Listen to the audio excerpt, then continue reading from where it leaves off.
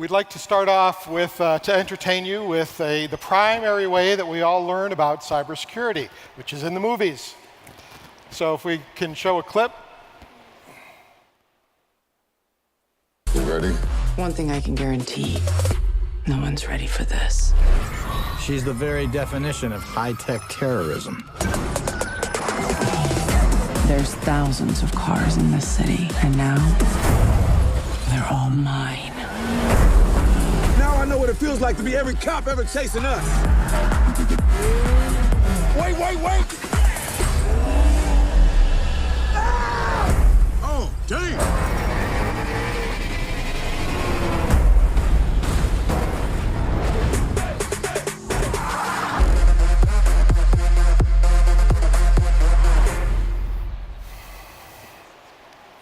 I like that bait. All right.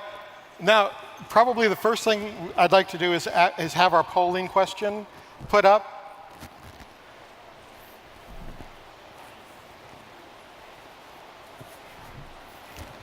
I think, do we have a polling question? Yes. Sorry. Maybe not that.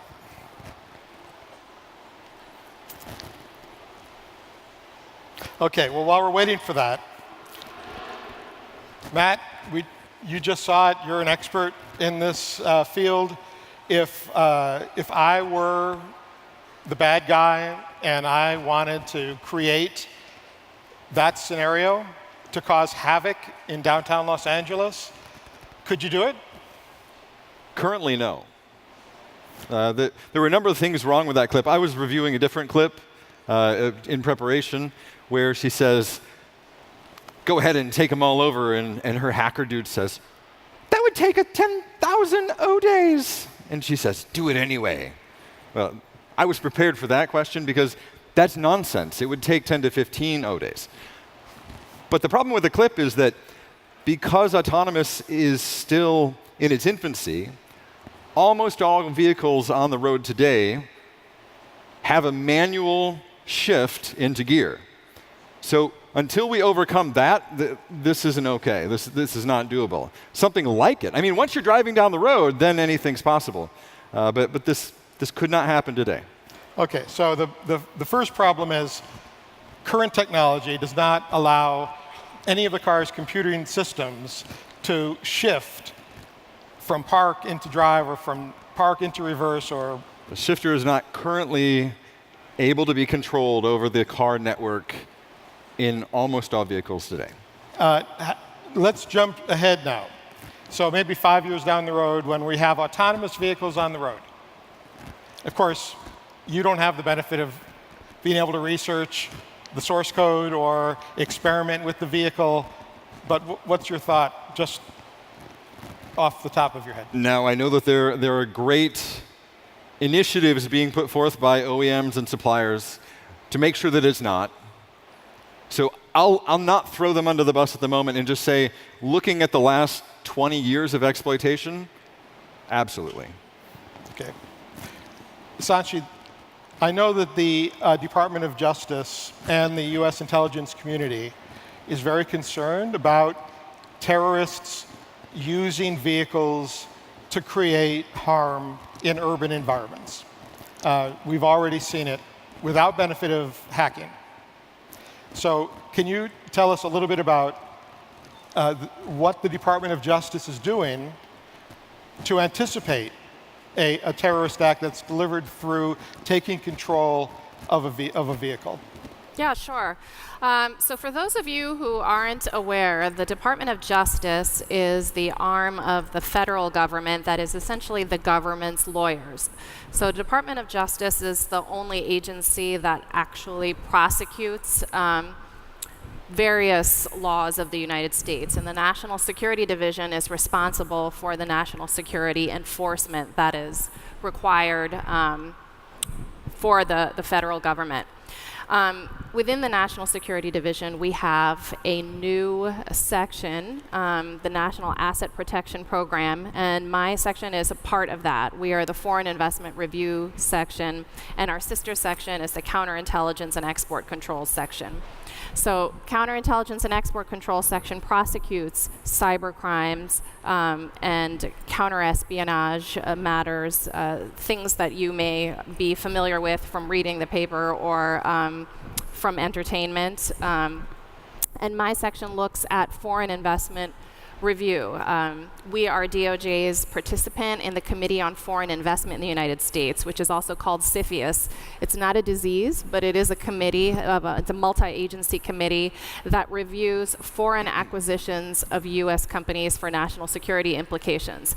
So often the types of mergers and acquisitions that we see have to do with emerging technology, high technology, and what this particular clip shows and what AutoMobility really is about is the convergence of a number of different areas that we've seen as independent nodes before.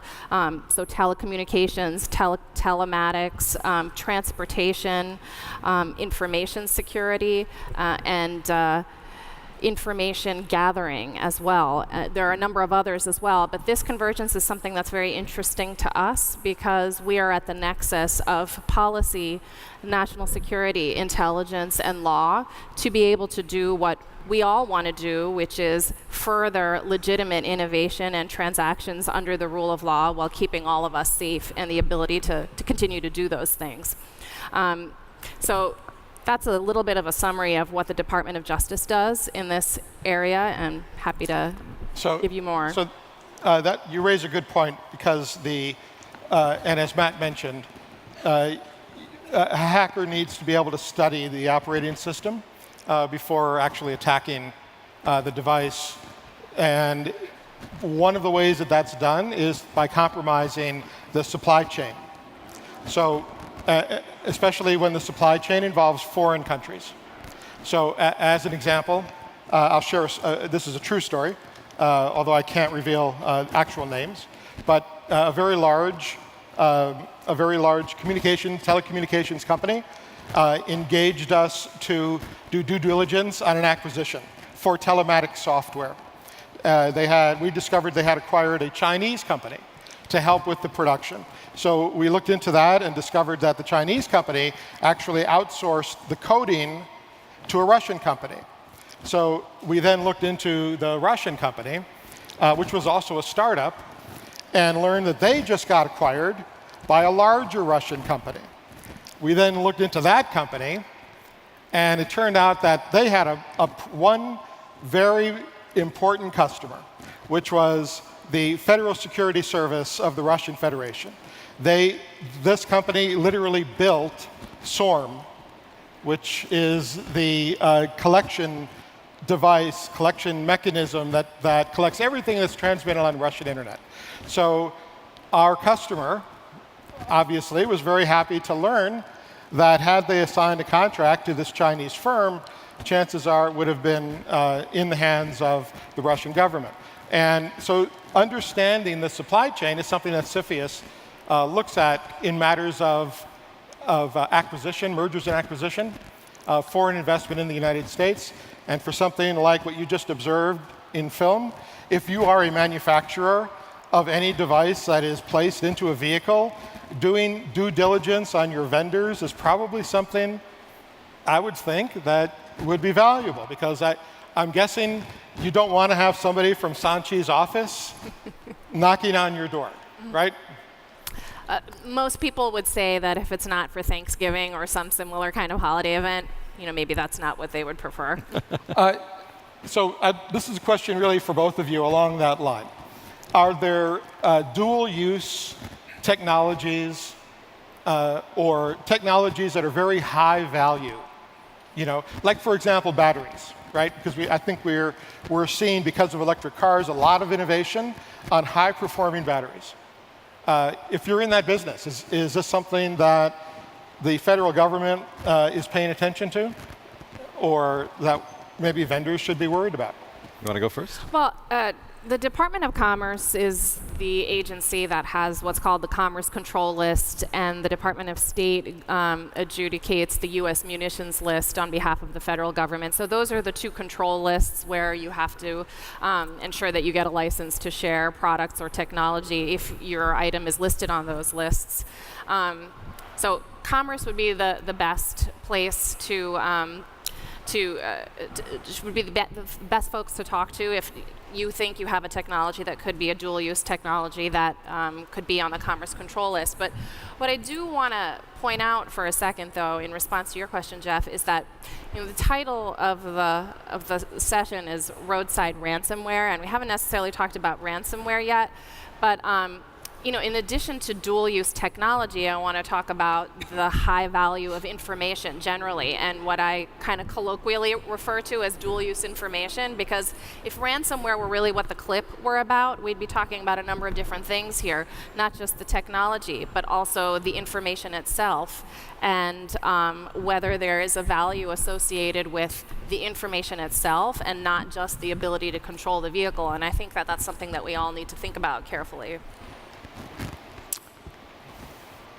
I can tell you that the federal government is paying a great deal of attention to EVs and batteries. I fly out today to go to a 2-day quiet meeting with a few 3-letter agencies who don't want to be named to discuss that very thing.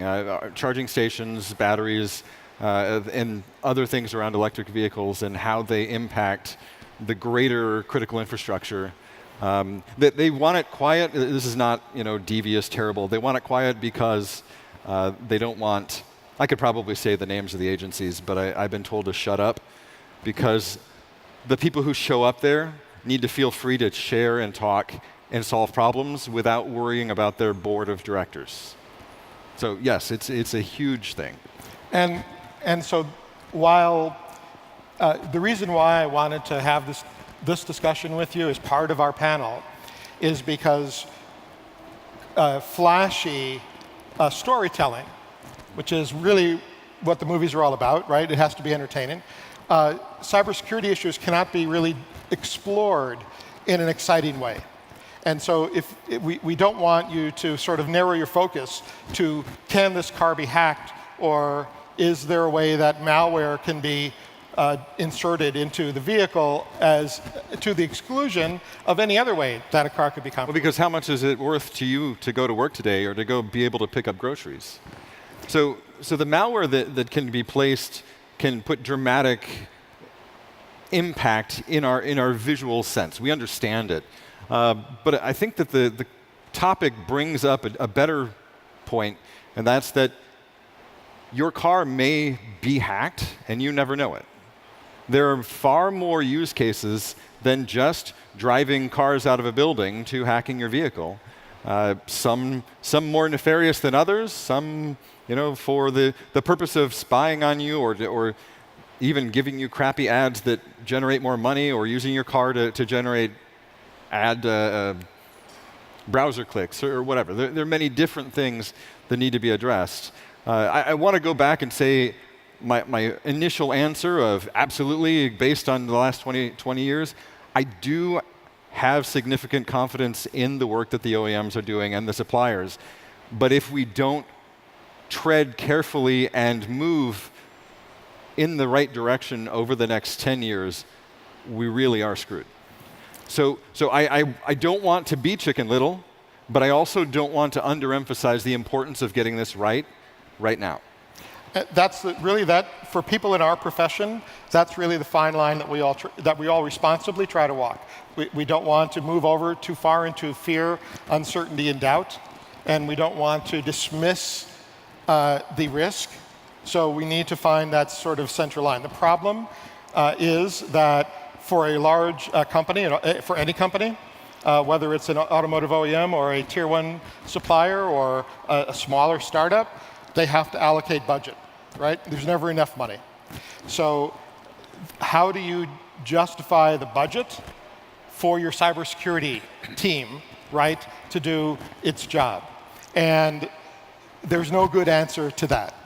hopefully the C-suite and the board will be on board to make that a part of their budgetary plan and stay current by engaging companies like Grimm or many of the other firms that are out there, such as mine, or speaking with Sanchi and her colleagues at Department of Justice to make sure. I plan on talking to Sanchi more.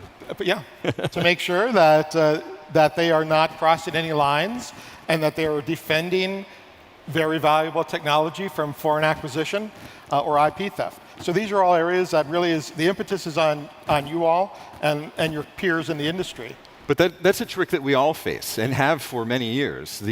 How do we justify our budgets from IT to industrial control systems to autonomous vehicles? We need to do the right things, and then we need to visualize it so that the C-suite can see that good things are happening, even though the right things don't always generate the buzz that are required. One of the things that we have to overcome and figure out how to deal with is zero-day. Even in information technology, where we've been fighting this battle for over 20 years, we still have many people who don't understand how to deal with the concept of an unknown vulnerability that gets hacked. How do we overcome that in vehicles? How do we defend with layers of defense? And then layer people and policy and procedure around that so that we have things that we can see, ways that we can respond, and impetus that makes these things only the toys of nation states. And even then, hopefully, we have some leverage to avoid bad things. Sanchi, did you want to add anything to that? I would just say, I like what you said, Matt, about the layering of a security. That is something that the federal government talks about from time to time. I will also say that the National Security Division has stood up a threat assessment team to look at specifically what kinds of consequences can come from the risks associated with vehicles and the idea of automated vehicles in addition to other kinds of things that are hooked up to the Internet of Things. My team in particular, we have approximately 20 folks, a combination of lawyers and PhDs in biometrics, telecommunications engineering, and network security. So we together are trying to look at all facets of these kinds of problems, and there is an active interest in learning more. But also, we have an interest in letting folks who are not in the government know two things primarily. One is that completely agree that at the C-suite there needs to be a recognition of the importance of red teaming and testing vulnerabilities to the products, being knowledgeable. But then secondly, if something does happen, contact us early and let us try and help you figure it out. Cyber evidence can be fleeting, and we encourage folks to work with the government at an early stage to develop the evidence needed to bring those perpetrators to justice. I mean, just a couple of examples. 2014 Sony hack associated with North Korea.